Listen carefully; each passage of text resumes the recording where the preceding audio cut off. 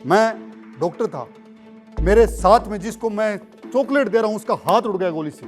Just imagine कीजिए, हमें आवाज़ लगी कि इस साइड से फायर आया तो हम दूसरी साइड में कूदे, हमने पोजीशन ली, लेकिन जो डीएसपी साहब थे बिना हथियार के राइट साइड में कूद गए जिस साइड में टेररिस्ट थे। कि मैंने मेरी टीम के 17 जवानों को जिंदा बचाया और ऊपर से जो जिहादी पाकिस्तानी हम पे फायर कर रहे थे हमने उनको भी नीचे गिराया। दोस्तों, जिंदगी में आपको कोई जगह नहीं देता है, आपको अपनी जगह खुद बनानी पड़ती है।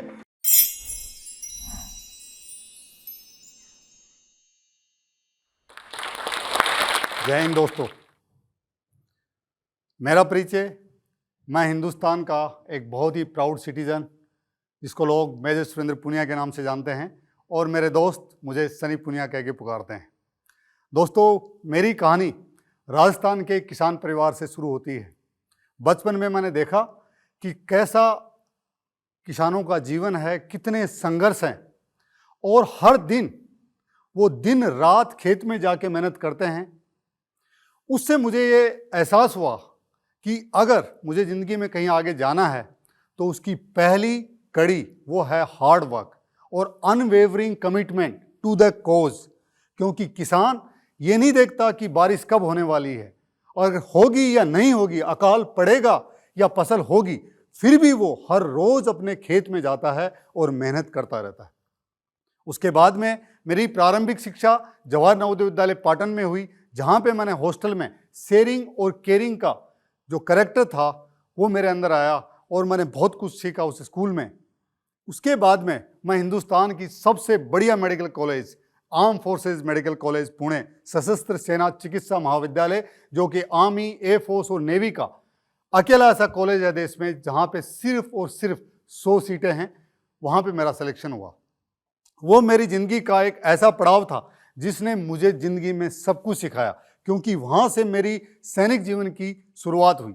और मैं आपको एक वाक़या बताना चाहूँगा कि जब मैं कॉलेज में गया, मैं हिंदी मीडियम का छात्र था और वहाँ पे देश से विभिन्न क्षेत्रों से आर्मी के जनरल्स, ब्रिगेडियर्स, आईएएस ऑफिसर्स, उनके बच्चे भी वहाँ पढ़ रहे थे मेरे साथ। जिसको आप रैगिंग कहते हैं, हम आर्म फोर्सेस के अंदर उसको ओरिएंटेशन कहते हैं। और जब हमारा रोज़ाना रगड़ा लग रहा था सुबह शाम, और नए नए बच्चे 18-19 साल के जब हम कॉलेज में पहुँचे तो एक दिन शाम को कर्नल साहब जो कि हॉस्टल वार्डन थे वो कैडेट से मिलने के लिए आए और उन्होंने बहुत प्यार से पूछा, कोई तकलीफ, सब ठीक तो है ना, किसी की कोई तकलीफ हो तो बताइए। और उन्होंने इतने प्यार से पूछा कि जो बहुत सारे जो कैडेट्स थे वो रोने लगे, अपनी अपनी शिकायतें बताने लगे कि सर खाना नहीं मिल रहा टाइम पे, बहुत कम टाइम मिलता खाने का, सीनियर्स तंग करते हैं, सीनियर्स बहुत भगाते हैं, सीनियर्स बहुत एक्सरसाइज करवाते हैं, सीनियर्स सोने नहीं देते, सीनियर्स ये नहीं करने देते।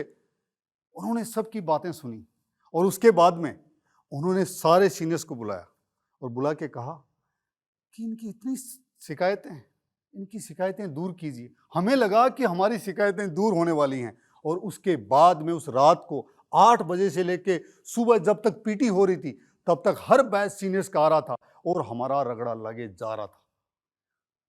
दौड़ना, भागना, फ्रंट रोल, क्रोलिंग।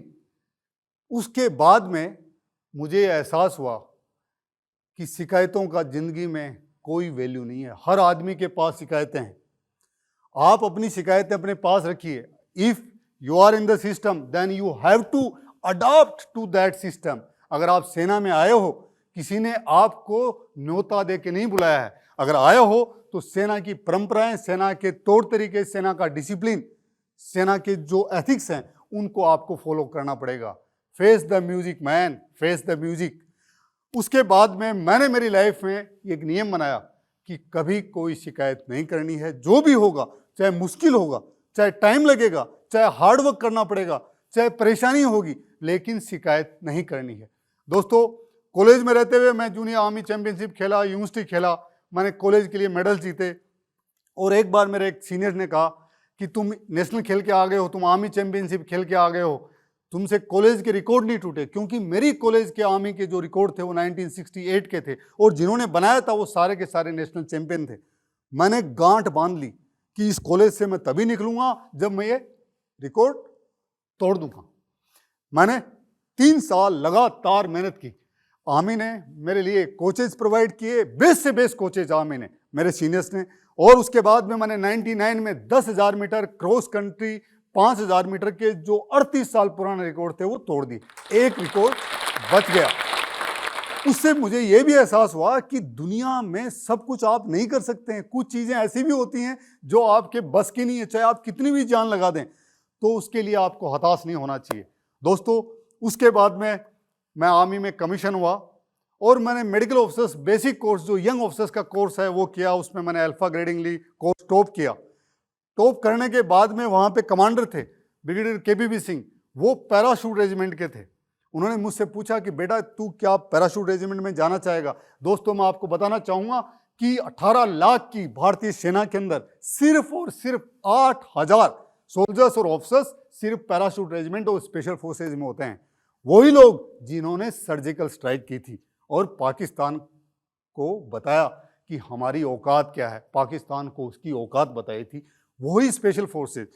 ये मेरे लिए एक सपना था। मैं कॉलेज से जब मैं मेरे सीनियर्स को देखता था जो मैरून कैप लगाते थे, जो छाती के ऊपर बलिदान का बैच लगाते थे, कि मैं कभी इस रेजिमेंट में जाऊंगा। और जब मेरे को ब्रिगेडियर साहब ने पूछा तो मैंने कहा कि सर ये तो आपने जैसे कहते हैं भगवान ने ही पूछ लिया कि कहाँ जाना है, तो मैं तैयार हूँ उसके लिए। दोस्तों, मैं गया वहाँ पे, मेरा सिलेक्शन हुआ और फिर मैं कश्मीर में 2 पैरा स्पेशल फोर्सेज के अंदर मेरी पोस्टिंग हुई। उसका मैं एक आपको वाकया बताना चाहता हूँ। दोस्तों, जिंदगी में आपको कोई जगह नहीं देता है, आपको अपनी जगह खुद बनानी पड़ती है। पहले का एक स्टैब्लिश्ड एनवायरनमेंट है, आपको जाके अपने आप को उनके अनुसार एडजस्ट होना पड़ता है। मैं पहले दिन पूछा और स्पेशल फोर्सेज में एक से एक धुरंधर लोग, हर जवान हर ऑफिसर सारे के सारे चैंपियंस हैं। मुझे लगा कि मैं आज कहाँ आ गया, पहली बार एक आतंकवाद वाले क्षेत्र में। और सुबह मॉर्निंग में वहाँ पे रन हो रहा था और जो पीटी उस्ताद जो कि सबसे फिट बंदा होता है रेजिमेंट का, वो वहाँ पे उसने मेरा टेस्ट शुरू किया और मैंने उसको हरा दिया। जब मैं दौड़ खत्म करके खड़ा हुआ तो CO साहब आए, उन्होंने कहा कि तू यहाँ क्या कर रहा है, दौड़ क्यों नहीं रहा। मैंने कहा सर मेरी दौड़ खत्म हो चुकी है। हाउ कम, क्या तू उससे भी तेज है। मैंने कहा हाँ सर। तो उन्होंने मेरे से कहा कि अगर तूने उसको अभी दोबारा नहीं हराया मैं भी दौड़ूंगा। और वो बहुत अच्छे एथलीट थे CO साहब। तो उसके बाद में मैं तेरे को आज ही वापस भेजने वाला हूँ। दोस्तों, मैं बिल्कुल थका हुआ था, लेकिन मैंने कहा कि ये आज मेरे पास मौका है मेरे बॉस को और सबको प्रूव करने का कि I belong to this place, I belongs to special forces. मैंने जस्ट 15 मिनट का टाइम लिया। मैंने कहा सर आइए मैं दौड़ता हूँ। मैंने CO साहब और उस्ताद के साथ में फिर दौड़ा और मैंने फिर हराया। और मेरे CO साहब ने मेरे को कहा कि चलो ऑफिस में चल। और उन्होंने वहीं पे एक बड़ी ट्रॉफी है रेजिमेंट की, जो वार में जीती हुई ट्रॉफी है, 1971 में जब हमने पाकिस्तान के 2 टुकड़े किए, वो ट्रॉफी मंगवाई उन्होंने। उसमें उन्होंने पूरा बीर से भर दिया और जो कैप थी मेरी उन्होंने उसमें डाली। उन्होंने कहा कि चलो you belongs to this place. उसके बाद में मेरी जर्नी में मुझे कभी भी ऐसा एहसास नहीं हुआ कि मैं इस जगह से बिलोंग नहीं करता हूं। दोस्तों, एक वाकया मैं आपको और बताना चाहूंगा कि फौज क्या क्या सिखाती है आपको। एक दिन कश्मीर में अनंतनाग में हमारी यूनिट ने 3 टेररिस्ट मारे और शाम के टाइम अचानक जनरल साहब का मैसेज आया कि उस एरिया में दोबारा पेट्रोलिंग पे जाना है। लेकिन वहां पे जो लोकल पुलिस के जो DSP थे, एक नए ऑफिसर थे, वो उन्होंने कहा कि वो हमारे साथ जाएंगे। तो मैं चल रहा था और मेरे एक सीनियर थे, वो मेरे साथ चल रहे थे, Karanveer Singh, great officer, great team commander, बहुत ही जोशीले व्यक्ति, बहुत कुछ सीखा मैंने उनसे। तो हम साथ में चल रहे थे, आगे 2 बड़ी फिर सर चल रहे थे और उसके बाद में 2 लोग और जो पुलिस के जो DSP साहब थे, मैं उनका नाम नहीं लूंगा, बहुत अच्छे आदमी है वो, लेकिन गलतियां हर आदमी से होती हैं दोस्तों। वो चल रहे थे, उनके साथ में उनका बड़ी और उनके पीछे मैं चल रहा था।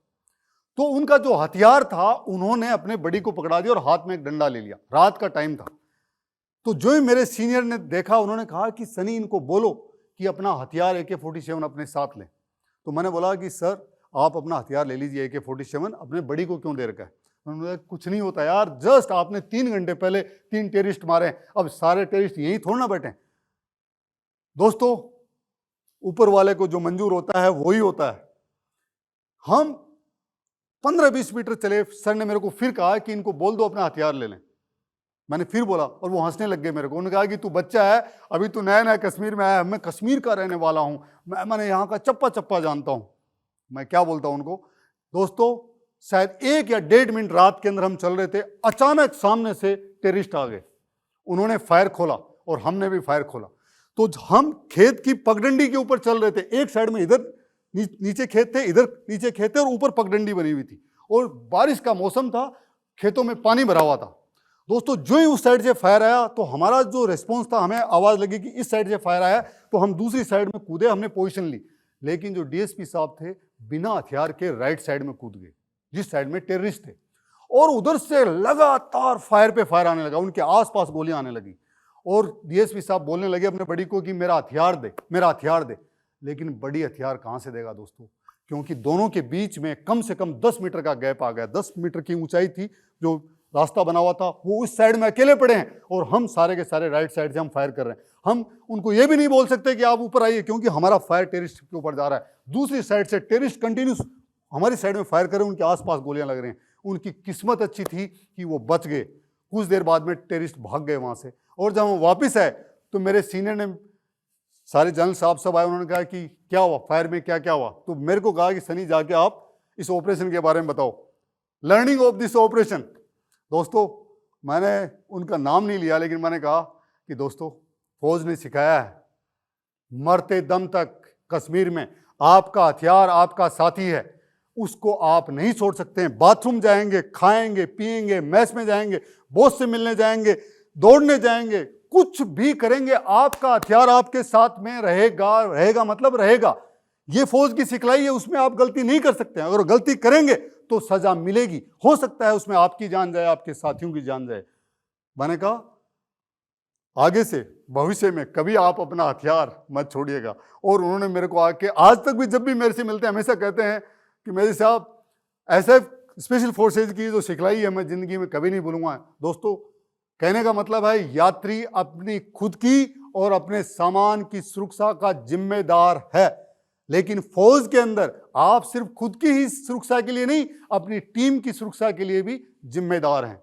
दोस्तों उसके बाद में मैं कश्मीर के अंदर मैंने 8 महीने किया, सब फिर सियाचिन गया। सियाचिन से वापस मैं आगरा आया, आगरा से मैंने वापस ऑप्ट किया, और मेरे बचपन का एक सपना था कि हिंदुस्तान की सबसे बेस्ट स्पेशल फोर्सेज 10 पैरा जो डेजर्ट स्पेशल फोर्सेज है, कि मुझे वहां जाना है। मैंने दोबारा ऑप्ट किया, मैं वापस कश्मीर गया और मैंने 10 पैरा के साथ रहते हुए इतने बुलंद ऑफिसर्स, इतने टैलेंटेड ऑफिसर, इतने बहादुर ऑफिसर्स के साथ काम किया। और एक ऑपरेशन की आपको कहानी बताता हूं दोस्तों। 10 पैरा में रहते हुए हमने एक ऑपरेशन किया टेररिस्ट के खिलाफ पाकिस्तान बॉर्डर पे, और हम टेररिस्ट को मार के जब वापस नीचे आ रहे थे, उसी समय दूसरी साइड में पहाड़ी पे पाकिस्तानी टेररिस्ट थे, उन्होंने अचानक हम पे हमला बोल दिया। वो ऊंचाई पे थे और हम नीचाई पे थे। उन्होंने इतना भयंकर फायर खोला कि पहले 10-12 सेकंड तक हमें पता ही नहीं चला कि ये क्या हुआ। लेकिन उसके बाद में मेरे एक सीनियर थे, ब्रिगेडियर भूपेश हाड़ा, जो सियाचिन के कमांडर भी थे और उन्होंने माउंट एवरेस्ट पे भी चढ़ाई की है। उन्होंने कहा देखते क्या हो, इनको चुन चुन के मारो। हमने वापस फायर खोला उनके ऊपर, लेकिन उस दौरान दोस्तों 17 लोगों को गोलियां लगी। 17 लोगों को गोलियां लगी, जंगल के बीच में, पहाड़ों के बीच में, पाकिस्तान इंडिया बॉर्डर पे 17 लोगों को गोलियां लगी। मैं डॉक्टर था, मेरे साथ में जिसको मैं चॉकलेट दे रहा हूं उसका हाथ उड़ गया गोली से। जस्ट इमेजिन कीजिए कि मैं आपको कोई हाथ में चॉकलेट देने वाला है और उसी वक्त गोली आए, उसका हाथ कट जाए, उसके चेस्ट में गोली लगी, मैं नीचे गिरा, वो सब नीचे गिर गए। आसपास के लोगों, मेरे बड़ी सत्यवान जो बाद में शहीद हुआ एक दूसरे ऑपरेशन में, उसको भी गोली लग गई। चारों तरफ से रेडियो कॉल पे आ रहा है। मैंने उनको बोला कि मैं डॉक्टर हूं इस टीम में, जब तक मैं जिंदा हूं तुम्हें कुछ नहीं होने दूंगा, चाहे कुछ भी क्यों नहीं हो जाए। मैंने एक बड़ा पत्थर उठा के मेरे माथे के सामने रखा कि मेरे सिर पे गोली नहीं लगनी चाहिए। मुझे पता भी नहीं चला कि मेरे को भी एक ग्रेनेड का आगे स्प्लिंटर मेरे पैर में लग गया। दोस्तों ऐसा माहौल था और मेरे सामने मेरी पूरी जिंदगी घूम गई। लेकिन मुझे मेरे जो उस्ताद थे, जब मैं स्पेशल फोर्सेज में आया था, उन्होंने मुझे सिखाया था कि इंसान की, हर मर्द की असली पहचान तब होती है जब वो जिंदगी के सबसे मुश्किल क्षण में वो खड़ा होता है। उस समय आपके कैरेक्टर की पहचान होती है। दोस्तों जंग जान दे के नहीं जीती जाती, जंग जान लेकर जीती जाती है। और स्पेशल फोर्सेज का नियम है कि अंतिम वक्त तक, खून की अंतिम बूंद तक हम लड़ेंगे और अपने साथियों को बचाएंगे। स्पेशल फोर्सेज दोस्तों हमें, हमारी टीम को हमेशा एक ही चीज सिखाई गई है, individual is not important, team is the important. और टीम के लिए अगर आपको जान देनी पड़े तो अपनी जान दे दीजिए। दोस्तों, उस ऑपरेशन के अंदर हमने चॉपर बुलाया, हेलीकॉप्टर बुलाया कि ये 17 लोगों को मैं वहां से भेजूं वहां से, लेकिन चॉपर नहीं उतर सका क्योंकि ऊपर से गोलियां आ रही थी। लेकिन जो मेरे साथ, मेरे जो टीम के साथी 17 लोग जिनको गोलियां लगी हुई, जिनका चेस्ट में, जिसके थाई में, जिनको 5-5, 6-6 गोलियां लगी हुई हैं। और दोस्तों, आपको पता है, जब मौत सामने आती है, लोग बोलते हैं कि डर नहीं लगता, वो झूठ बोलते हैं। डर हर आदमी को लगता है, लेकिन बहादुर वो है जो डर के माहौल में डर से लड़ते हुए अपने आप को बचाए, अपनी टीम को बचाए, अपनी टीम का हौसला मजबूत रखे। दोस्तों, मुझे पता था कि अगर मैंने हिम्मत हार दी, मैं हिम्मत हार गया, तो शायद यहां पे किसी की जान जा सकती है। मैंने उनको बोला, चिंता मत कीजिए ना, मेरे पास जितनी आईवी फ्लूइड्स हैं, सब कुछ है, मैं सब लगा दूंगा, और मैं आपको 92 बेस हॉस्पिटल पहुंचाऊंगा, हिंदुस्तान का वो हॉस्पिटल आर्मी का जहां पे जिस व्यक्ति को गोली लगी और अगर समय पे पहुंच गया तो वो आज तक जिंदा है और हमेशा जिंदा रहता है। I salute to all those my seniors doctors जो ऐसा अच्छा काम कर रहे हैं कश्मीर के 92 बेस हॉस्पिटल में। दोस्तों, मेरा जो जूनियर जिसको चेस्ट में गोली लगी, उसको पता नहीं था कि उसको चेस्ट में गोली लगी। अचानक जब वहां से आवाज आई तो उसने बोला कि सर मेरे दिल में गोली लग गई। मैंने बोला, दोस्त, दिल लेफ्ट साइड में होता है, ये तो राइट साइड में लगी है, तू जिंदा रहेगा। और साथियों, मैंने सबको जिंदा बचाया।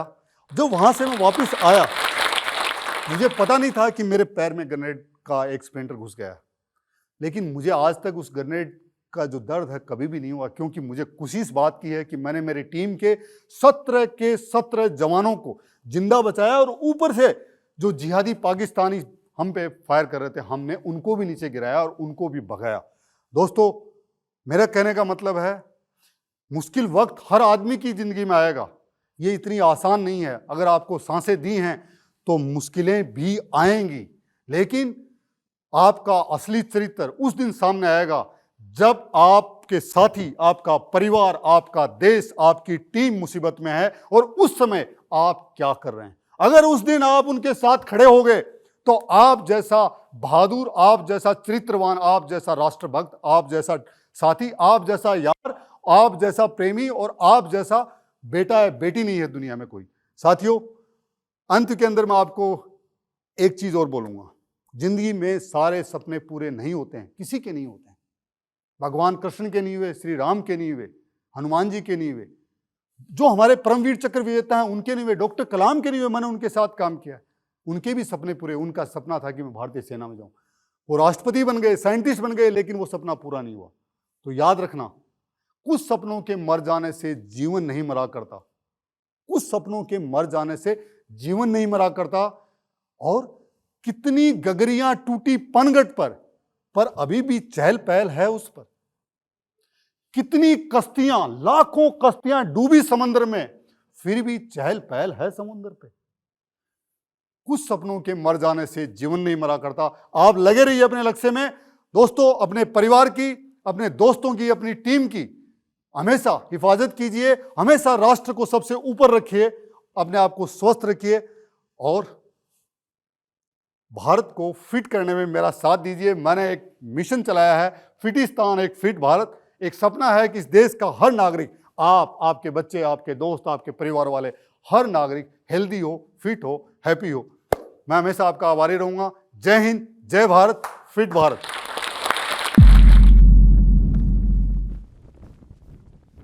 पता है, हम जब भी भारत को आगे ले जाने की बात करते हैं, जब भी ये कहते हैं कि 2030 तक भारत एक सुपर पावर बन जाएगा, क्या हम सच में ये सोचते हैं कि क्या सच में भारत उस राह पर है? किसी भी देश को महान बनाते हैं उसके लोग, और उन लोगों को महान बनाती हैं दो चीजें। पहली, वो जज्बा, वो जुनून, वो जोश अपने देश को आगे ले जाने का, और दूसरी, ज्ञान, स्किल्स और नॉलेज की ताकत।